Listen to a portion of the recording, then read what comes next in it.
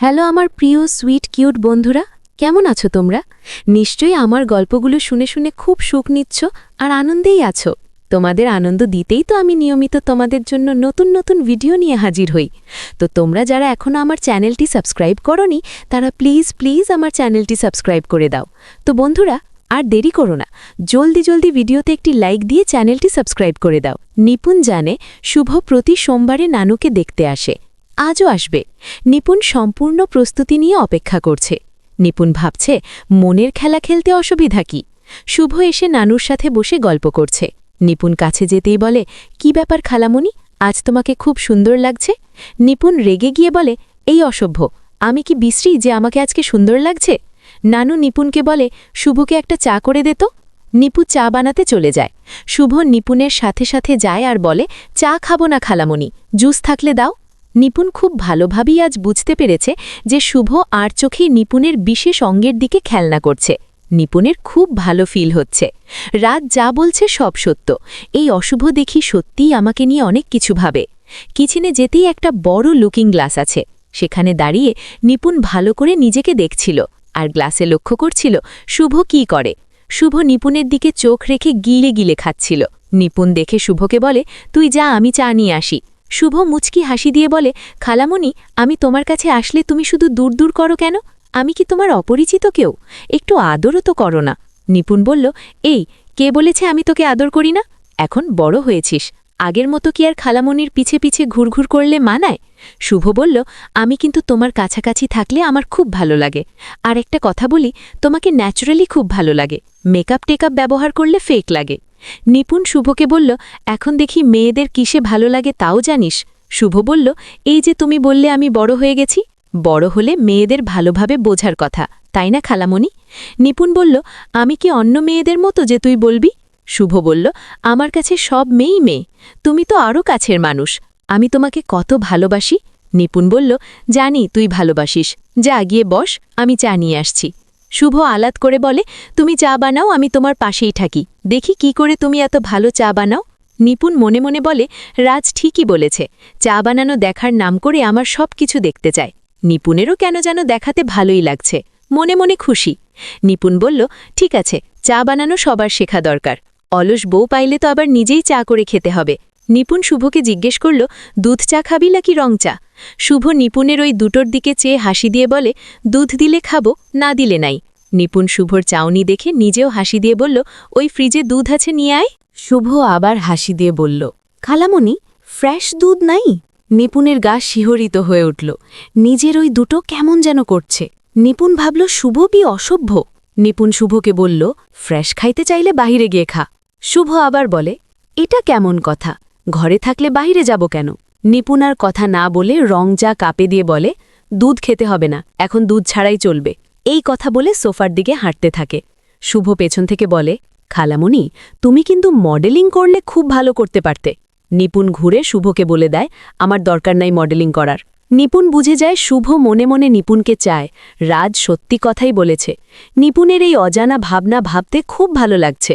শুভ দেখছে নিপুণকে, কেমন অনুভূতি জন্ম হচ্ছে, ভালো লাগছে।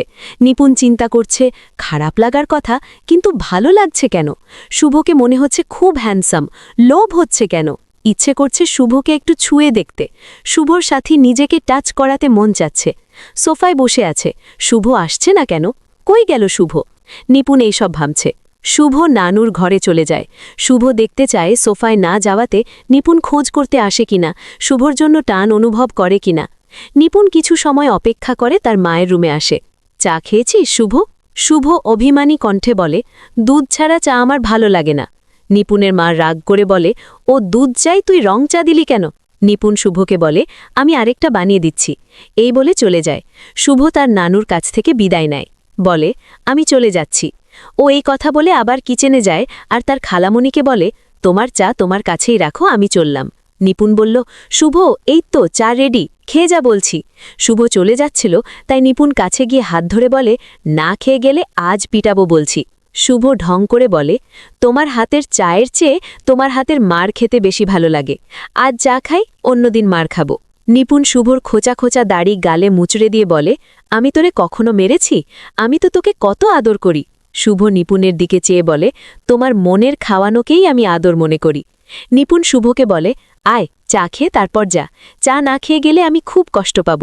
শুভ তার খালামণিকে বলে, আমারও তো যেতে কষ্টই লাগে, ইচ্ছা করে এই বাসায় থেকে যাই।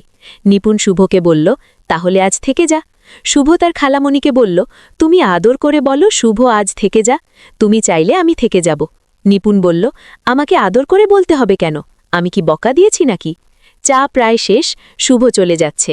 আজ এই প্রথম শুভর মনে হচ্ছে নিপুণ দরজা পর্যন্ত গিয়ে বিদায় দিল, এমনটা কোনোদিনও হয় নাই। দরজা দিয়ে নিচে সিঁড়ি বেয়ে যাওয়া পর্যন্ত চেয়েছিল নিপুণ। শুভ শেষ মুহূর্তে হাত দিয়ে চুমু দেখিয়ে বায় বলে নিচে চলে যায়।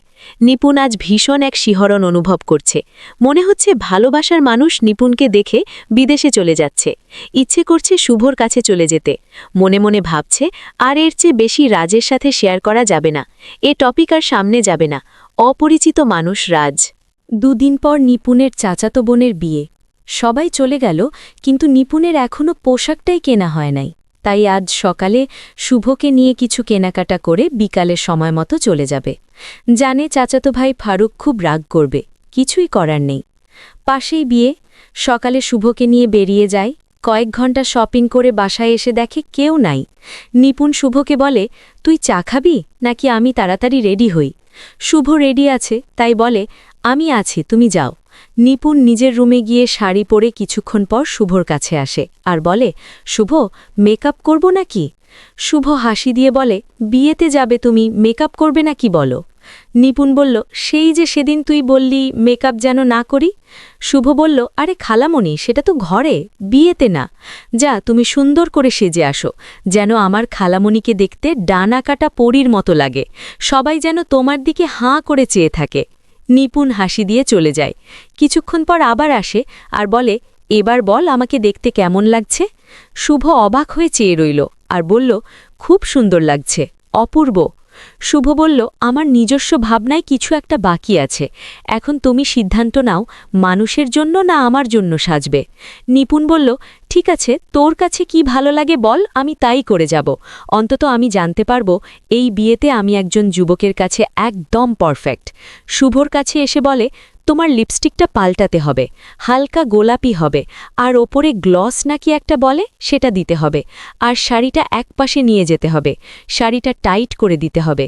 নিপুণ হাসি দিয়ে বলে, সব কিছু ভালো ভিউ হোক আর মানুষ হাঁ করে তাকিয়ে দেখুক, তাই না?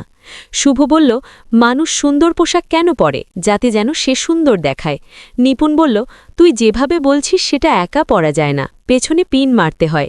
নিপুণ হাসি দিয়ে বলে, সামনে ভিউ দেখানো যাবে না, খুব ছোট। এ কথা বলেই মুচকি হাসে। শুভ বলল, ছোট হোক এতে অসুবিধে কি, আমার তো মনে হয় এই সাইজটাই বেস্ট, আমার কিন্তু খুব পছন্দ। নিপুণ একটা হাসি দিয়ে বলল, অসভ্য কোথাকার, তোর পছন্দ হলে কি হবে, যার কাছে যাব সে তো পছন্দ করতে হবে, আমি লক্ষ্য করছি আমার সব কিছুই তোর পছন্দ। নিপুণ শাড়িটা ঠিক করতে করতে বলে, আমার আর কি তোর পছন্দ শুনি? শুভ নিপুণের ওই দুটোতে হাত দিয়ে বলে, তোমার এইটা আমাকে খুব টানে। নিপুণ নড়ে চড়ে উঠে গিয়ে বলে, এই তুই হাত দিচ্ছিস কেন, অসভ্যতা করিস না, এই ধর সেফটি পিনটা, আমার ব্লাউজের শাড়িতে টাইট করে লাগিয়ে দেয়। শুভ কথা মতো লাগিয়ে দিয়ে বলে, এবার ঘুরে দাঁড়াও দেখি কেমন লাগছে। নিপুণ বলল, না তুই সোফায় গিয়ে বস, আমি এক্ষুনি আসছি, তারপর ইচ্ছা মতো দেখিস। শুভ আর কথা না বলে চলে যায়।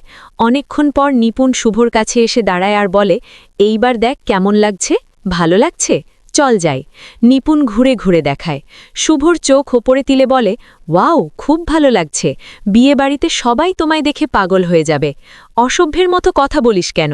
এই প্রথম আজ কারো ইচ্ছা মতো সেজেছি, তোর ভালো লাগার জন্য, তোর ভালো লাগলেই হলো, চল যাই। শুভর কাছে এসে বলে, চলো যাই। আস্তে করে বলে, আমার জন্য সাজলেই বাকি, আমি তো আর কাছে আসতে পারবো না। বিয়ে বাড়ি, খুব খারাপ লাগায় আমি সাজিয়েছি, আবার অন্য কারো গলায় ঝুলে চলে গেল। নিপুণ হাসি দিয়ে গাল চটকান দিয়ে বলে, আমি অন্য কারো গলায় ঝুললে তোর কি, তোর গলায় তো আর ঝুলব না। শুভ হাসি দিয়ে ইয়ার্কি করে বলে, ইচ্ছে হলে ঝুলে দেখো, শান্তি পাবে। নিপুণ বলল, মনে হয় খালামণিকে গলায় ঝুলানোর খুব শখ, আইনের হাতকড়া পরিয়ে দেব। শুভ আবার হাসি দিয়ে বলে, আইন সাক্ষী ছাড়াও বিচার করতে পারে না, মিয়া বিবি রাজি তো কি করবে কাজী। নিপুণ চোখ বড় বড় করে শুভকে বলে, অসভ্য একটা। আমি তোর কাছে নিরাপদ মনে করছি না, তাড়াতাড়ি চল। হাসি হাসি মুখ নিয়ে আবার বলে, ও মিয়া চলুন, দেরি হয়ে যাচ্ছে তো। শুভ হাসিমাখা মুখ নিয়ে বলল, মিয়া যেহেতু ডেকেই ফেলেছ, তাহলে চলুন বিবি, যাই। দুজনে হাসতে হাসতে শেষ। তারপর তারা দুজনে একসাথে বিয়ে বাড়িতে গেল। শুভ আর নিপুণ পাশাপাশি বসেছে। শুভ নিপুণের হাতে নিজের হাত রাখল। নিপুণও শুভকে ভালোবেসে ফেলেছে, তাই তারা বিয়েতে না গিয়ে একটা হোটেলে চলে গেল। সেখানে গিয়ে শুভ আর তার খালামণি একে অপরের ভালোবাসা দিয়ে ভরিয়ে দিল। তো বন্ধুরা, আজকের গল্পটি তোমাদের কেমন লাগলো ফেসবুকে মেসেজ করে আমাকে জানিয়ে দিও। আর আমার চ্যানেলের অন্যান্য গল্পগুলো শুনে এসো। আর অবশ্যই অবশ্যই ভিডিওতে একটি লাইক দিয়ে চ্যানেলটি সাবস্ক্রাইব করে দিও। তোমরা সবাই অনেক অনেক ভালো থেকো আর নিয়মিত আমার গল্পগুলো শুনবে কিন্তু। আমি নিয়মিত তোমাদের জন্য মজার মজার গল্প নিয়ে আসব। বাই।